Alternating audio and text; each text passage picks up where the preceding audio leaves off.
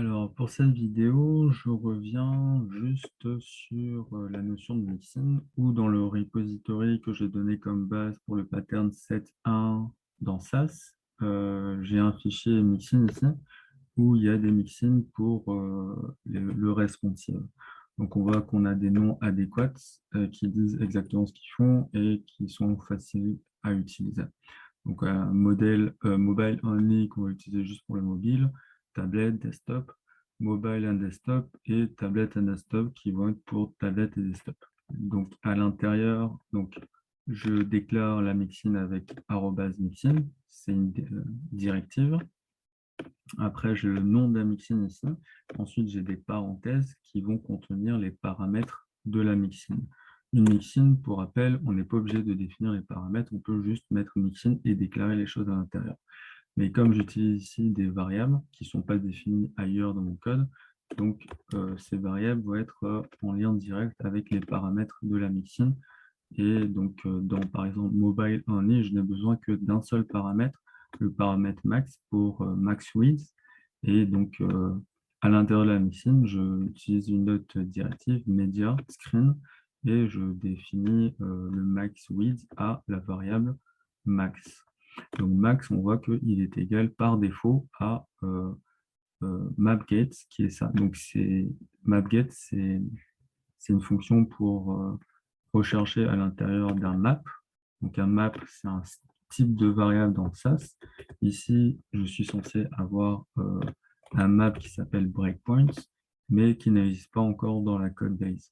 Donc c'est un exercice pour vous où je ne vous fais pas quand même tout le travail, et je vous mâche la moitié du travail. Et avec cette vidéo d'explication, je vous montre comment ça fonctionne et comment le faire marcher de votre côté. Vous aurez quand même, si vous ne refaites pas toutes les fonctions, à devoir créer la variable map qui s'appelle breakpoints pour que tout ça, ça fonctionne quand même. Donc ça, quand je mets les deux points après le paramètre, c'est pour dire que le paramètre aura une valeur par défaut. Donc si je ne mets pas deux points à la chose, il faudra que quand j'appelle ma mixin, je lui définisse à coup sûr une valeur à l'intérieur qui va être utilisée au sein de la mixin. Donc cette variable sera pas de type map, mais sera un entier qui correspondra à max width pour être entré ici. Donc moi, je déclare un map ici parce que dans la valeur par défaut, j'utilise la fonction mapget qui va lire dans cette variable à la valeur mobile.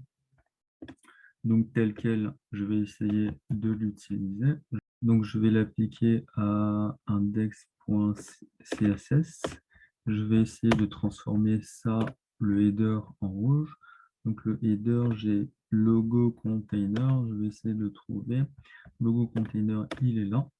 Donc je fais appel à ma mixin. Donc je fais la déclarative include et j'appelle la mixin avec son nom par défaut. Et donc du coup, je vais rien mettre parce qu'il y a déjà une valeur par défaut dans la valeur de ma mixin, mais ça ne va pas marcher parce que la variable n'existe pas, tout simplement. Donc je mets un point et virgule pour que ça fonctionne. Je lance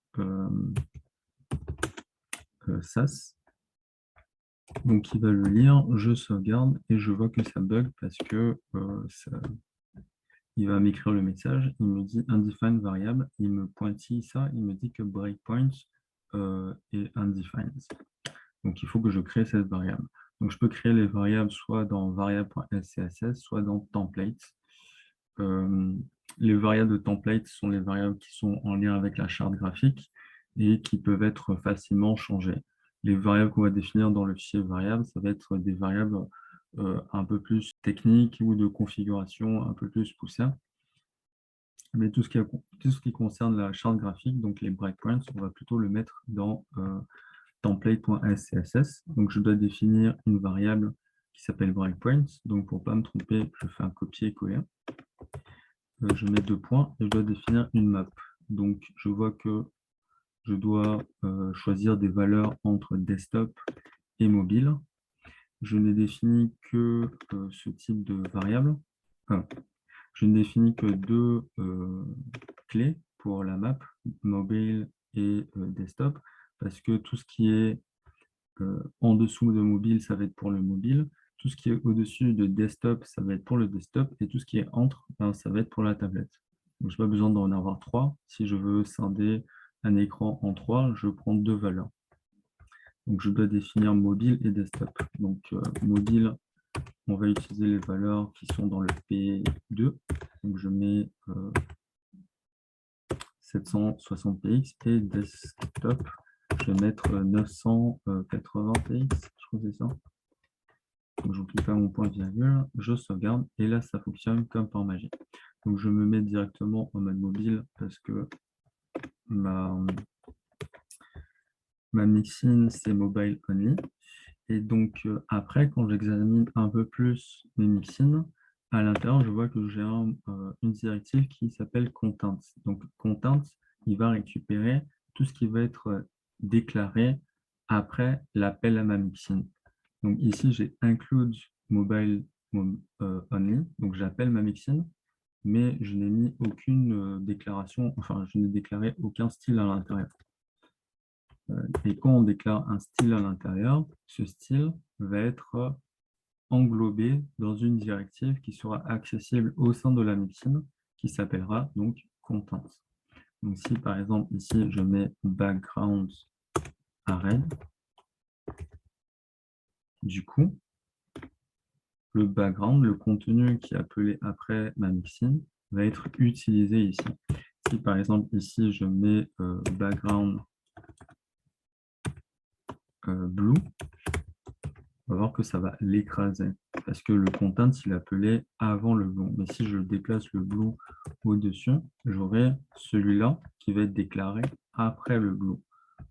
Donc je peux l'observer dans la console aussi. Et on voit qu'on a le blue qui est barré par le red parce que c'est cet ordre de priorité. Donc après, si on lit bien aussi, dans les autres mixins, on voit qu'on a un +1 qui traîne ici.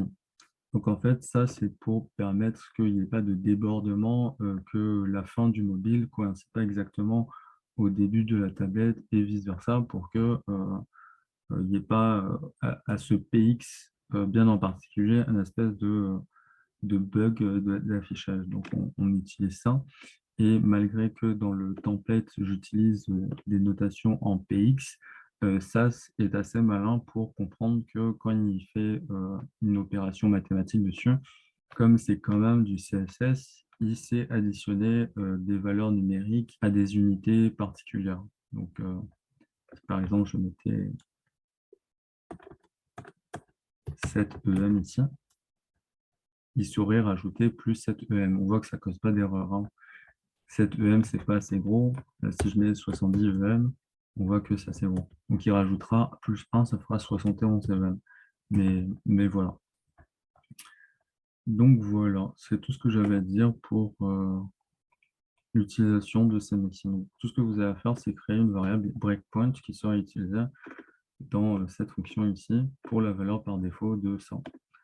Donc, quand je l'utilise ici, je peux mettre des parenthèses ici, ça ne change pas grand-chose.